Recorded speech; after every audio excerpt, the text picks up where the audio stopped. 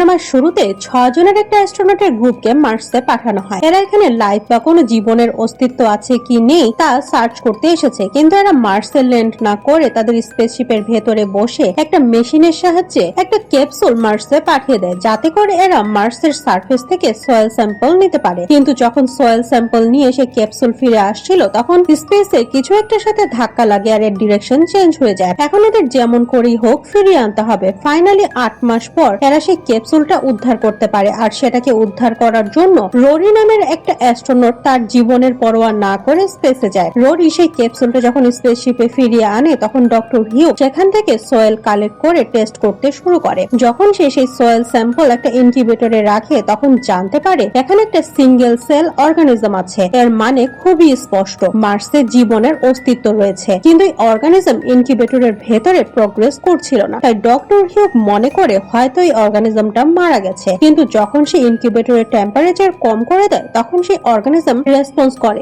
Move করে। কিছুদিন পরে আমরা দেখি সিঙ্গেল সেল অর্গানিজম এখন মাল্টি সেল অর্গানিজমে কনভার্ট হয়ে গেছে। অন্যদিকে আমরা দেখি আর্থের মানুষ যখন জানতে পারে মার্সে প্রাণের অস্তিত্ব আছে, তখন তারা অনেক খুশি হয়। এখন স্পেসশিপ থেকে অ্যাস্ট্রোনটরা স্কুলের বাচ্চাদের সাথে ভিডিও কলে কথা বলে। স্কুলের বাচ্চারা মার্স থেকে পাওয়া এই এলিয়েন অর্গানিজমটার নাম রাখে কেলভিন। এদিকে লেবে আমরা দেখি কেলভিন অর্থাৎ সেই এলিয়েন অর্গানিজমটা ছোট হওয়ার পরেও ডক্টর হিউগের সাথে হ্যান্ডশেক করছে। এটা দেখে সব অ্যাস্ট্রোনট অবাক হয়ে যায়, কারণ কয়েক সেন্টিমিটারের এই অর্গানিজম এতটা রেসপন্স কিভাবে করতে পারছে। এভাবে কিছুদিন পার হয়ে যায়, কিন্তু এখন এই অর্গানিজম একেবারেই রেসপন্স করা বন্ধ করে দিয়েছে। তাই ডক্টর হিউগ এলিয়েন অর্গানিজমটাকে শক দেয়, যার ফলে অর্গানিজমটা হঠাৎ করে লাফ দিয়ে ডক্টর হিউগের হাতে উঠে যায়। এই এলিয়েন অর্গানিজমটা ডক্টর হিউগের হাত এত শক্ত করে চেপে ধরে যে হিউগের হাত ভেঙে যায়, আর যন্ত্রণার জন্য সে অজ্ঞান হয়ে যায়। যখন ডক্টর হিউগের হাত কেলভিন ছেড়ে দেয়, তখন সে হাতটা ইনকিউবেটরের ভেতর থেকে বের করে আনে। এখন এই অর্গানিজম ইনকিউবেটরের ভেতর থেকে বের হওয়ার চেষ্টা করে, কিন্তু ইনকিউবেটরের এন্ট্রান্সে ডক্টর হিউগের গ্লাভসটা আটকে যাওয়ার জন্য সে বাইরে আসতে পারে না। সেই গ্লাভসটা ছেড়ার অনেক চেষ্টা করে, কিন্তু গ্লাভ অনেক হার্ড মেটেরিয়ালে বানানো, সেজন্য সেটা ছিঁড়ে না। এখন এই অর্গানিজম একটা অন্য ধরনের ট্রিক করে, সে একটা স্কালপেল তুলে গ্লাভসটাকে ছিঁড়ে বাইরে চলে আসে। এই লেবের ভেতরে একটা ইঁদুর বাঁধা আছে, আর সেই অর্গানিজমটা সেই ইঁদুরটার কাছে এগিয়ে যায়। এরপরে সে ইঁদুরটাকে নিজের ভেতরে অ্যাবজর্ব করে নেয়, আর এর সাথে সাথে আমরা দেখি অর্গানিজম অনেক বড় হয়ে গেছে। এখন রোরি স্পেসশিপের সেই জায়গায় যায় যেখানে লেব সেট করা হয়েছে। সে ডক্টর হিউগকে টেনে বাইরে নিয়ে আসার চেষ্টা করে, কিন্তু সেই অর্গানিজম তার পায়ের সাথে আটকে বাইরে চলে আসে। তাই অপর পাশ থেকে অন্যান্য অ্যাস্ট্রোনটরা দরজাটা আটকে দেয়, কারণ এরা আর বাকিদের জীবন সংকটে রাখতে চায় না। তাই এরা সবাই মিলে এই কাজটা করতে বাধ্য হয়। বাইরে থেকে অ্যাস্ট্রোনটরা এদের ইনস্ট্রাকশন দিতে থাকে, যাতে করে অর্গানিজমটা তাদের পা থেকে সরে যায়। এই স্পেসশিপের ক্যাপ্টেন রোরিকে ইনস্ট্রাকশন দেয় যাতে করে সে একটা ক্যান্ডেল জ্বালায়, আর এর ফলে হিট জেনারেট হবে, আর সেই ক্যান্ডেলটা আস্তে আস্তে সে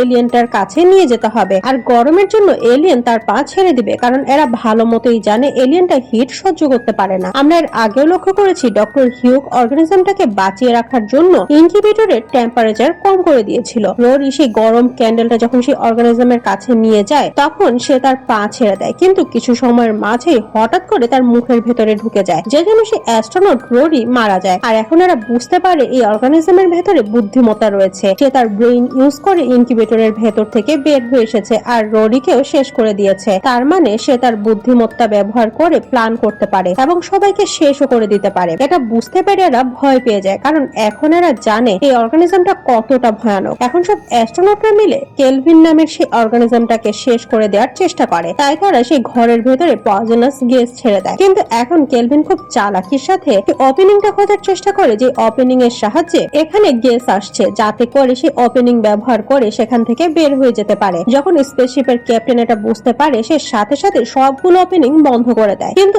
এদের কম্পিউটার সিস্টেম হঠাৎ করে খারাপ হয়ে যায়। তাই তাদের একটা একটা করে প্রত্যেকটা ওপেনিং বন্ধ করতে হচ্ছিল। আর তখন হঠাৎ করে কেলভিন একটা ওপেনিং খুঁজে পায়, আর সেটা দিয়ে বাইরে চলে আসে। এখন অ্যাস্ট্রোনটরা আর্থের জন্য একটা মেসেজ রেকর্ড করে, আর সেখানে তারা জানায় অর্গানিজমটা অনেক ভয়ানক, এর মাঝে বুদ্ধিমত্তা আছে এবং সে আমাদের শেষ করে দিতে চাইছে। কিন্তু দুর্ভাগ্যের বিষয় হলো তারা আর্থের সাথে কমিউনিকেট করতে পারে না, কারণ তাদের ট্রান্সমিটারটা ঠিকমতো কাজ করছে না। তাই একজন অ্যাস্ট্রোনট ডিসাইড করে সে বাইরে গিয়ে সে ট্রান্সমিটারটা ঠিক করবে। যখন অ্যাস্ট্রোনট বাইরে আসে, তখন সে লক্ষ্য করে ট্রান্সমিটারটা অনেক গরম হয়ে গেছে। তাই যখন সে এটার কুলিং সিস্টেম চেক করার জন্য ভাল্বটা ওপেন করছিল তখন সে দেখে এটার ভেতরে কেলভিন রয়েছে, তাই সে দ্রুত সেটা বন্ধ করার চেষ্টা করে, কিন্তু কেলভিন বের হয়ে এসে অ্যাস্ট্রোনটের স্যুটের সাথে আটকে যায়। কেলভিন খুব শক্ত করে অ্যাস্ট্রোনটের স্পেস স্যুট আঁকড়ে ধরে। সে যেমন করেই হোক এই স্যুটের ভেতরে ঢোকার চেষ্টা করে, কিন্তু স্যুটটা অনেক প্রোটেক্টিভ হওয়ার কারণে সে ভেতরে যেতে পারে না। কিন্তু এই ধস্তাধস্তির ফলে অ্যাস্ট্রোনটের স্পেস স্যুটের কুলিং পাইপটা ছুটে যায়, আর এই পাইপটা তার টেম্পারেচার এবং অক্সিজেন লেভেল কন্ট্রোল করার জন্য ছিল,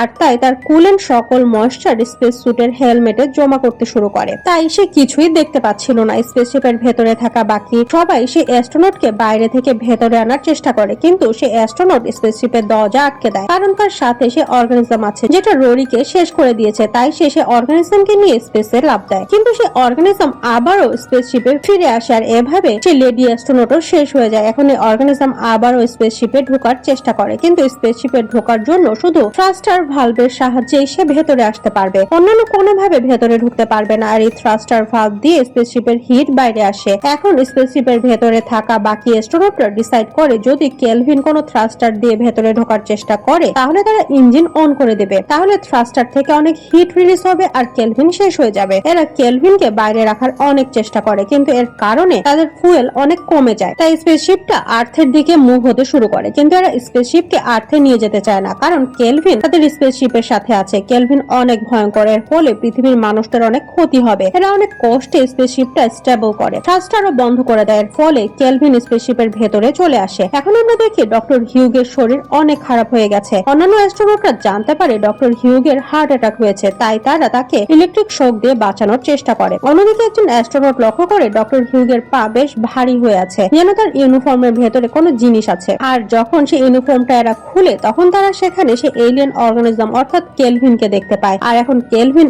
আগের থেকে কয়েক গুণ বড় হয়ে গেছে। ডক্টর হিউগ বুঝতে পারেনি, কারণ সে একজন হ্যান্ডিক্যাপ ছিল। যাই হোক, এখন ডক্টর হিউগও শেষ হয়ে যায়, আর এখন কেলভিন বাকি সব অ্যাস্ট্রোনটদের মারতে চাইছিল। এদের মাঝে দুইজন অ্যাস্ট্রোনট বাইরের দিকে যেতে শুরু করে, আর আরেকজন তার স্লিপিং চেম্বারের দিকে। কেলভিন সেই অ্যাস্ট্রোনটের পিছু পিছু স্লিপিং চেম্বারের কাছে এসে এর কাঁচ ভাঙার অনেক চেষ্টা করে, কিন্তু সেই কাঁচটা অনেক শক্ত হওয়ার কারণে কেলভিন সেটা ভাঙতে পারে না। অন্যদিকে আমরা দেখি বাকি দুই অ্যাস্ট্রোনট ডক্টর হিউগের ডেড বডিটা ট্র্যাপের মতো ব্যবহার করে। যখন এলিয়েন অর্গানিজমটা ডক্টর হিউগের বডি কনজিউম করছিল তখন আমরা দেখি আর্থ থেকে আরেকটা স্পেসক্রাফট এদের দিকে আসছে, আর এই এয়ারক্রাফটটা কাজ হলো আগের স্পেসশিপটাকে স্পেসের দিকে ঠেলে দিতে হবে, কারণ যখন স্পেসশিপের ক্যাপ্টেন কেলভিনের ভয়াবহ ডেসক্রিপশন দিয়ে মেসেজ রেকর্ড করছিল তখন সেটা ট্রান্সমিটার খারাপ হওয়ার আগে আর্থে ডেলিভার হয়েছিল। এদিকে যে অ্যাস্ট্রোনট স্লিপিং চেম্বারে নিজেকে আটকে রেখেছিল তার কাছে মনে হয় আর্থ থেকে তাদের রেস্কিউ করার জন্য এই স্পেসক্রাফটটা এখানে এসেছে, তাই সে চেম্বার থেকে বের হয়ে সে রুমে আসে যেখানে বাকি দুই অ্যাস্ট্রোনট এলিয়েন অর্গানিজমটাকে আটকে রেখেছে। এখন কেলভিন সেই অ্যাস্ট্রোনটের উপরেও অ্যাটাক করে, এর ফলে সেই অ্যাস্ট্রোনটও শেষ হয়ে যায়। এখন